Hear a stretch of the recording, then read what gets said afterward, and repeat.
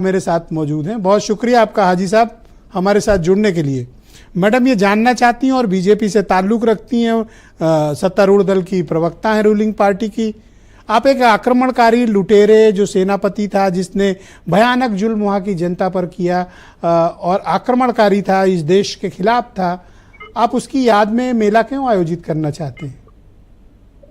हाँ ब्रजेश जी, देखिए जिस तरीके से अभी भाजपा की प्रवक्ता को मैं सुन रहा था, देखिए किस तरीके से प्रेम भाव इनके मन से मुस्लिमों के लिए कोट कोट कर निकल रहा था। तो ये इन्होंने कितने ऐसे अल्फाज बोले, इन्होंने कहा कि देखिए सर पे बिठा रखा था और मुसलमानों को नीचे उतार दिया गया।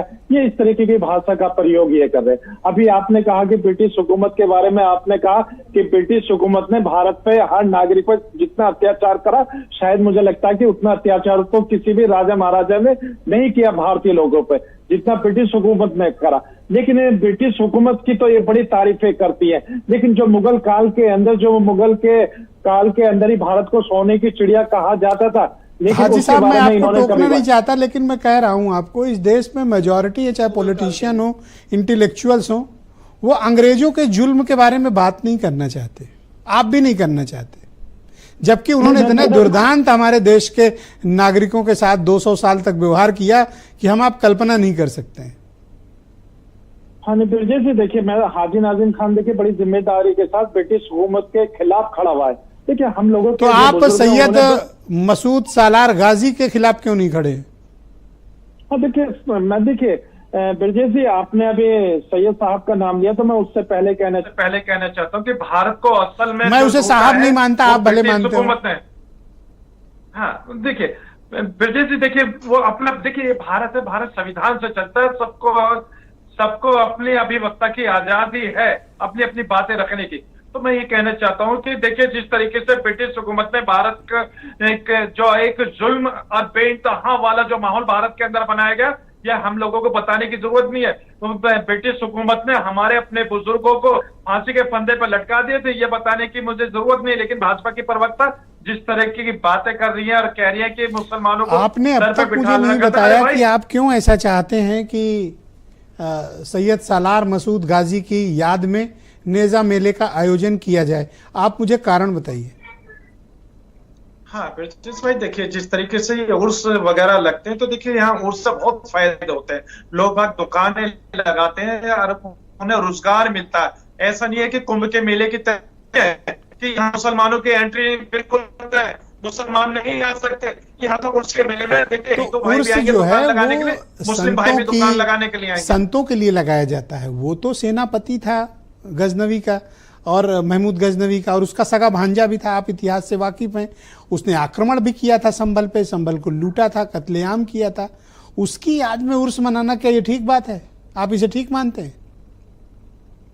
ब्रजेश भाई देखिए 2023 तक जिस तरीके से उर्स बनाया गया, तो ये मौजूदा सरकार को सोचना चाहिए था। हम तो ये कहते हैं कि भारत के अंदर जो भी आक्रांता है, चाहे ब्रिटिश हुकूमत के हो या किसी के भी हो, जिन्होंने भारतवासियों के साथ जुल्म करा, उनका कोई भी उर्स या कोई भी उनके हाजी नाजिम साहब, मैं तो कहता हूं कि आप लोग आगे आइए और इस बात की डिमांड रखिए कि सरकार इस तरह के आक्रमणकारियों के दुर्दांत, जिसने हमारे देश के भाई बहनों पर जुल्म किए, मुसलमानों पर भी जुल्म किए, हिंदू पर भी जुल्म किए, उनमें से किसी की भी याद में कोई उर्स या मेले का आयोजन न किया जाए, चाहे वो अंग्रेज हो, चाहे वो फ्रेंच हो, और चाहे वो मुसलमान हो।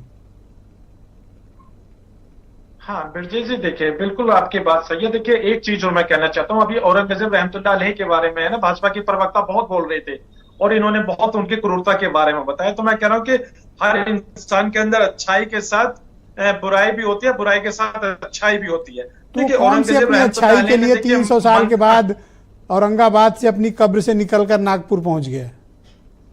हाँ तो ब्रजेश जी, मैं वही चीज तो कहना चाह रहा था। अभी देखिए यहाँ मंदिरों का भी जिक्र आया, सोमनाथ मंदिर लूटने का भी जिक्र आया, मंदिर तोड़ने का भी जिक्र आया। तो मैं ये कहना चाहता हूँ, मंदिर अगर तोड़े हैं तो देखिए मंदिर बनाए भी गए हैं, मंदिरों को जगह भी दी गई है। जिसका चित्रकूट के अंदर बालाजी मंदिर को दी गई जमीन है, और आपके मैं आपको फिर मौका दे रहा हूं और मैं आपसे लॉजिक पूछ रहा हूं कि कामिया का मंदिर का भी सालार गाजी की याद में उर्स मनाने का, मेला लगाने का औचित्य क्या है? हाँ ब्रजेश जी, देखिए सालार के जो उर्स की बातें हो रही है, तो हम लोग ये कहते हैं कि देखिए नहीं मानना चाहिए, बिल्कुल नहीं मानना चाहिए। आप लिख कर दे लेकिन दो, जो सब बीजेपी का मुद्दा ही खत्म हो जाएगा। आप एक लिख के दे दो कि हम नहीं मनाएंगे उसकी याद में, हम ऐसे ही उर्स लगाएंगे, इनका मुद्दा खत्म हो जाएगा। देखिए ब्रजेश जी, बिल्कुल आपको भी तो चैन नहीं है तवा गरम किए बिना ना। प्रॉब्लम ये